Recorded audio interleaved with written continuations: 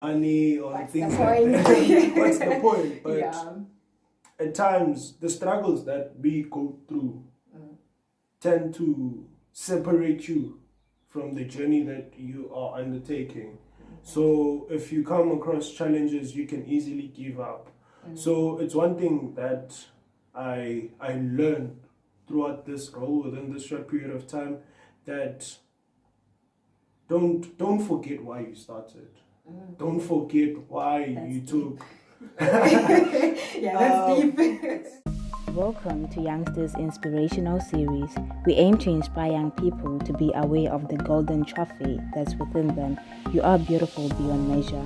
It's okay to fail. You're not a loser until you give up.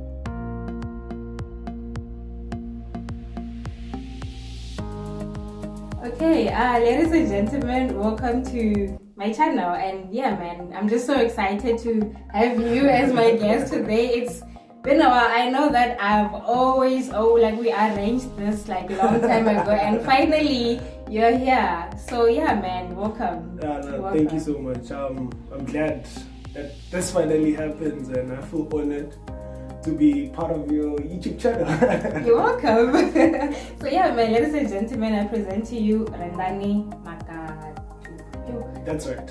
Okay. That's right. Let's go by just the surname. I thought maybe I'm...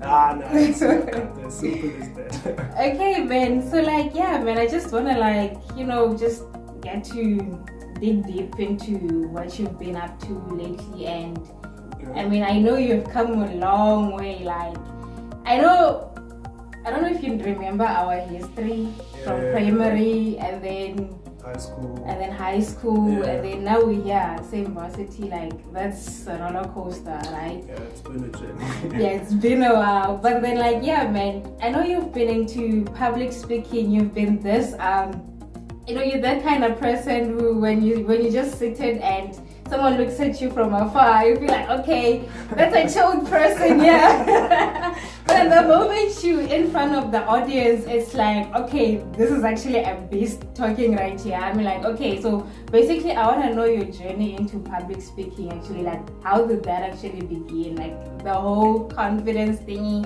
having to stand there right in front of everyone and just do your thing. Like, how did that come about? Firstly, let me say thank you very much. You're welcome. I didn't know that I was a beast that stand up and speak in front of people. You are.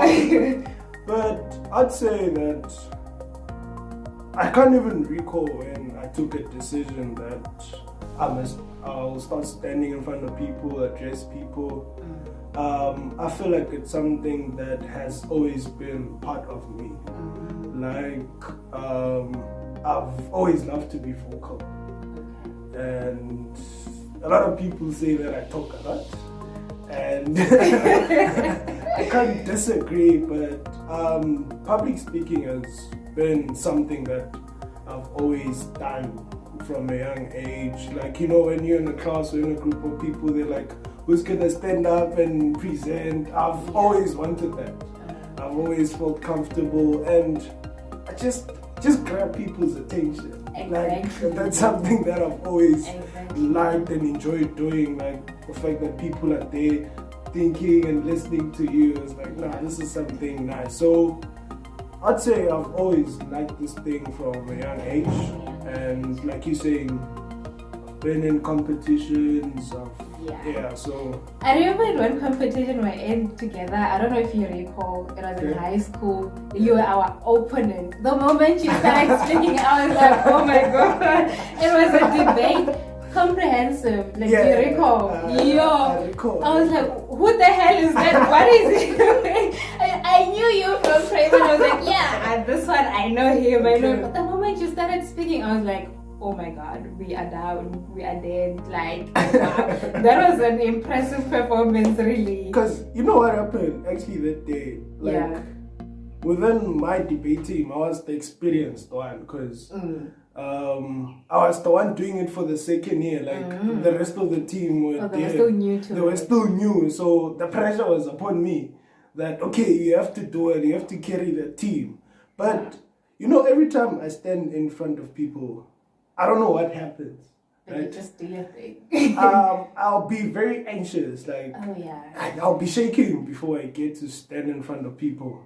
But I bet the moment I get through my first line, then the rest starts flowing. Like, flowing. So honestly, that day I had to do my best because my team was bagging on me. You did. And the fact that it was Gyanhai versus Kwamlatino, so we had to make sure that our reputation is maintained. So I had to bury each and every point. Like, you did, man. And you did. I was hoping for the best.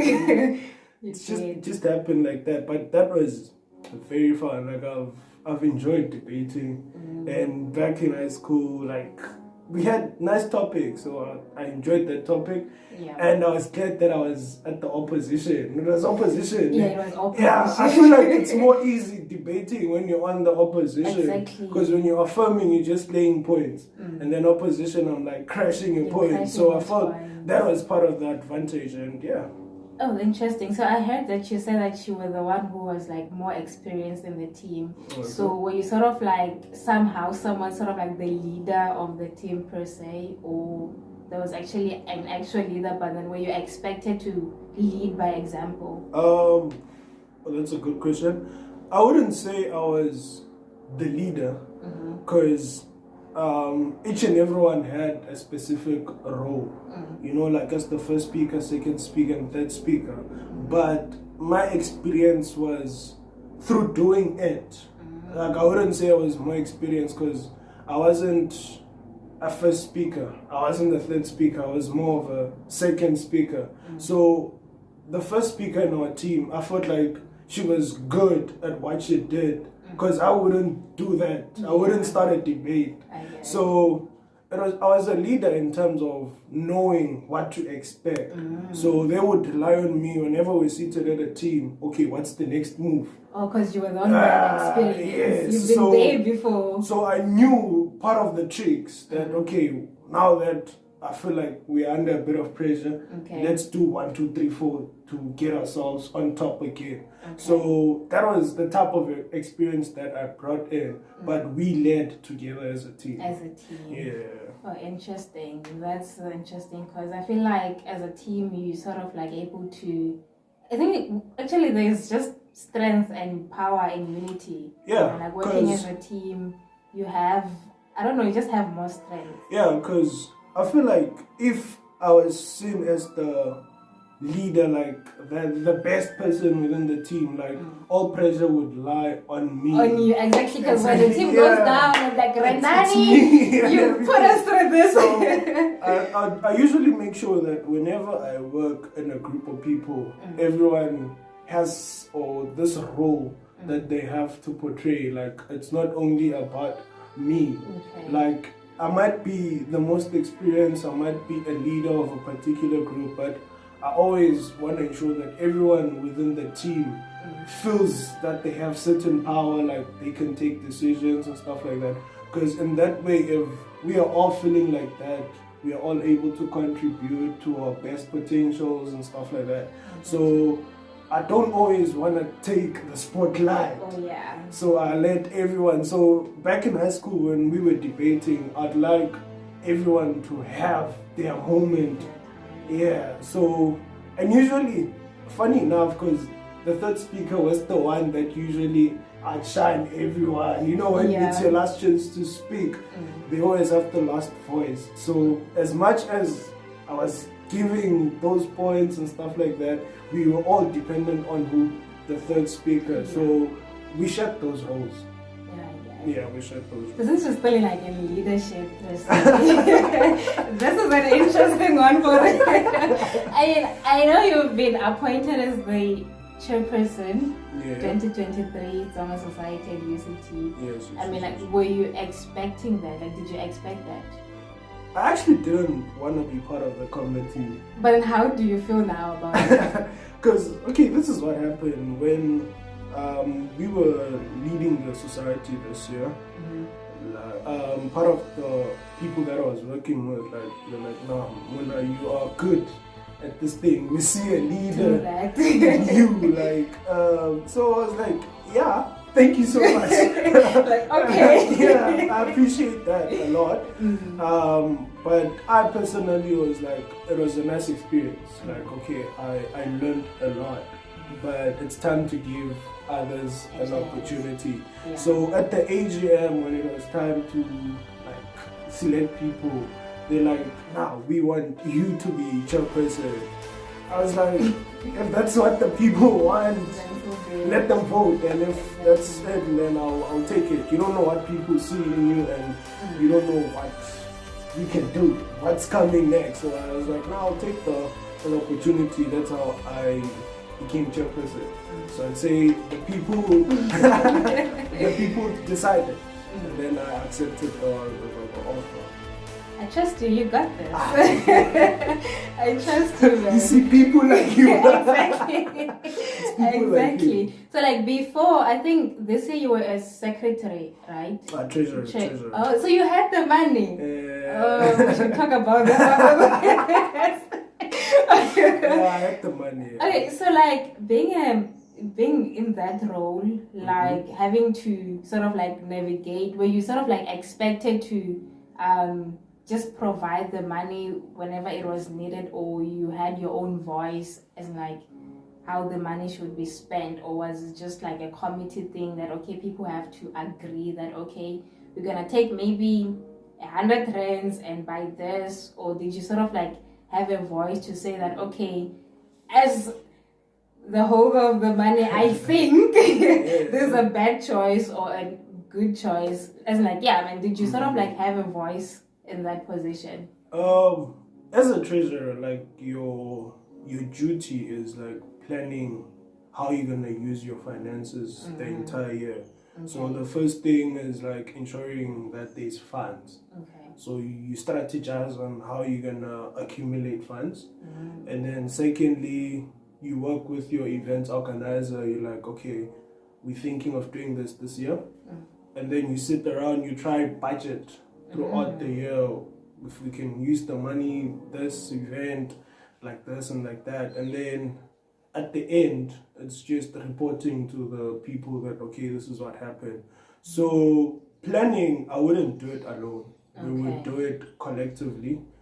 It was a collective responsibility. But then, obviously, as a treasurer, you are the one who has the financial plan. So whenever they come up with ideas, you come up with how you see it financially. So that was my duty. I wasn't holding the money physically, that's one thing for sure. But I was just responsible for the account. Okay, cool. So that was my part. So whenever there were events, I was the one responsible for the payments and everything. That was my duty, but planning, it was collective. Okay. Yeah. So how have you found, as like working as a team, how has that built you as an individual? Like, what did you learn from that? Like being involved with different kind of people and who are in different roles or positions in terms of like leadership, and you're there in your role.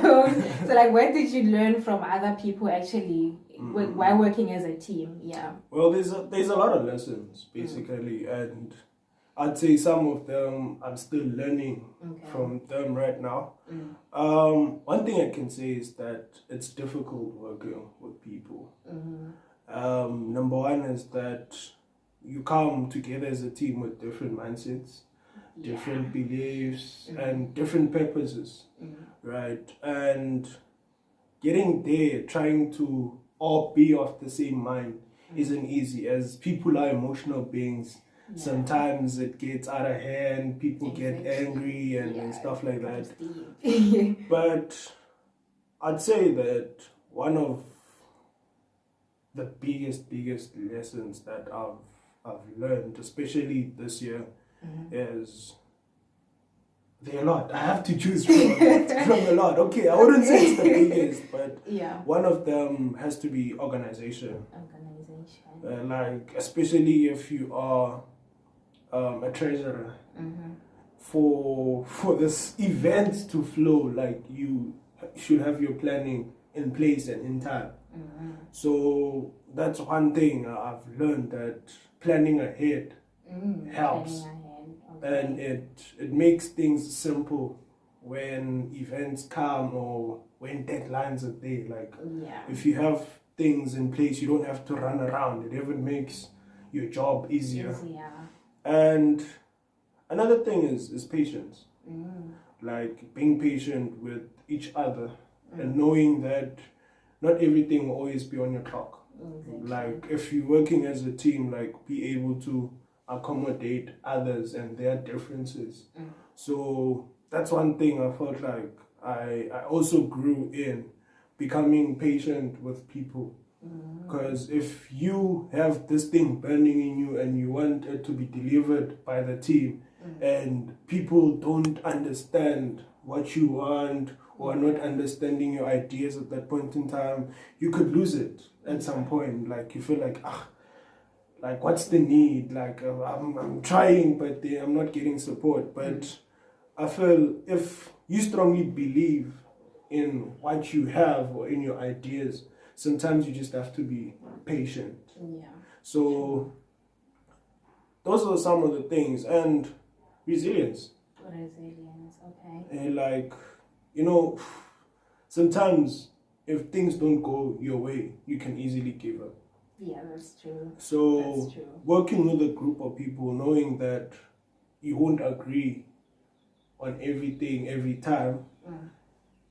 Sometimes the way instances where I thought like I can quit, like maybe it's not like I'm earning money or things like that. What's the point? But at times the struggles that we go through tend to separate you from the journey that you are undertaking. So if you come across challenges, you can easily give up. So it's one thing that I learned throughout this role within this short period of time, that don't forget why you started. Don't forget why you took. That's deep. It's some of the lessons that I picked up, and you would be shocked on where I got such lessons. But I'm one person who, whatever happens, and like I analyze, I think into it, and I try to take the best out of it. So one thing that I learned and I keep reminding myself is, why did you start? Like, why did you take this position? Like, what's the reason at the start? So whenever I got to a place where I felt like giving up, I always reminded myself that this is the reason why you started. And it helped me be patient and just continue with it and until the end. And it was for a good cause, because it came with a lot of experience, knowledge. That's deep. It's the moment of silence. That's deep. It's not that deep. It's deep, really. Like having to just get to a point where you know that it's just getting tough, but yet still push and move. That you know what, we're just gonna push through the pain regardless. Like I remember earlier today I was talking to one of my friends. Like I replied to his status. He was like, at times we don't focus much on the journey. We focus much on the end result. That's so true.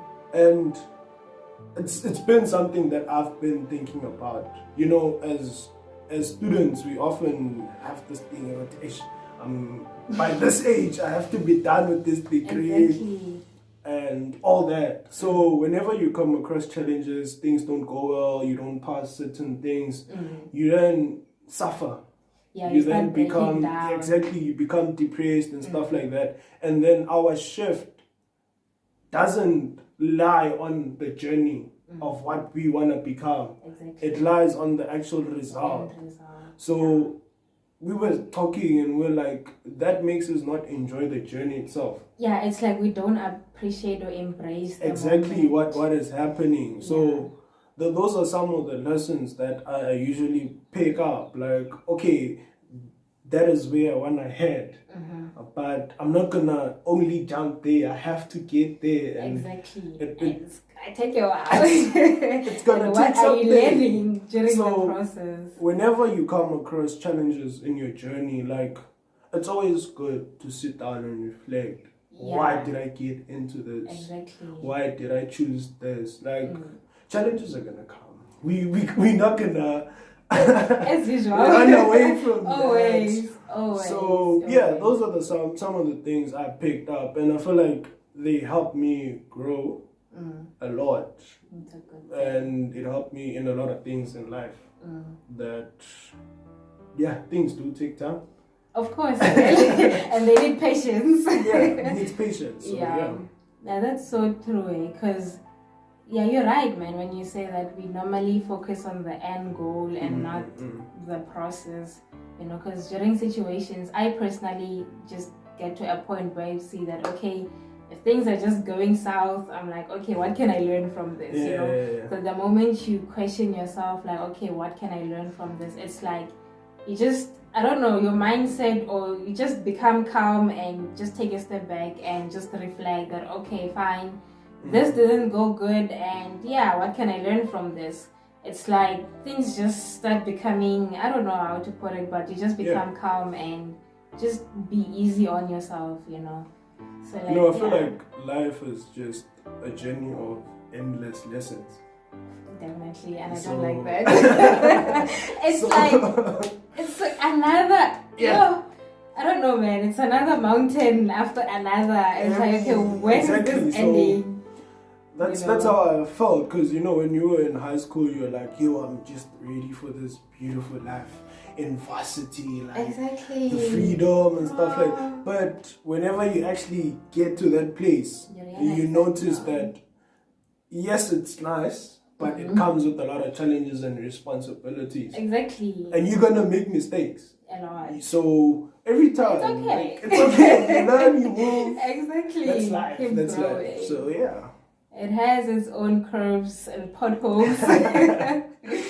Yeah, man. So I don't know what to say, but as a student now and being involved in different activities and leadership and all those kind of stuff, and I know that cost house and there's a lot there's a lot going on academically. It's like it's another journey on its own, and then there's other things of life that actually piles up.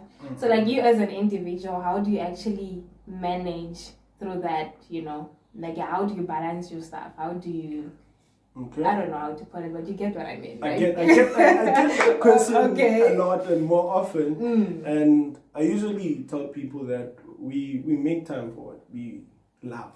Very well, Steve. I know. Okay, you should write a book. That's your skill.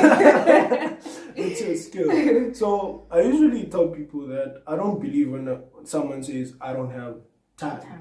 Yeah, exactly. Like when I want to see someone and they're like, I don't have time, I usually say that, okay, they just don't want to see me. Exactly, because you I'm not a priority. So I take that same mentality in everything that I do, be it serious or not. So with my schoolwork, as a student, it's not healthy for you to be like on your books all the time. So on my spare time, that's where I'll be taking such duties and responsibilities, or like forms of leadership, like you said. So at times it's not easy, because you using your spare time, instead of relaxing, enjoying, having fun, you're taking responsibility on something else. So it depends on the type of person. So I'm one person who I'm a dreamer, one thing for sure. So whenever I think of something, be it doing business, being a leader, or anything, I'd chase it. I'd run for it. So sorry. So outside my schoolwork, that's when I get the opportunity to be involving myself in things that I value in life, or besides school, I'm doing things that I really or actually want to be in the future. Okay. So that's how I manage my things. There's always time for everything. There's always time for everything. So I just plan around it. There's no formula to it. Okay. There's no formula to it. Ladies and gentlemen, this is not actually the end of the talk. There's a continuation of this talk in part 2. So to actually catch up on part 2, kindly feel free to click on the video, the directed video on the screen. And yeah, man, to actually catch up on part 2 to finish up this talk. And I hope you're enjoying the talk. And please feel free to actually engage with us in the comment section below. Don't forget to subscribe, like, and share. Cheers.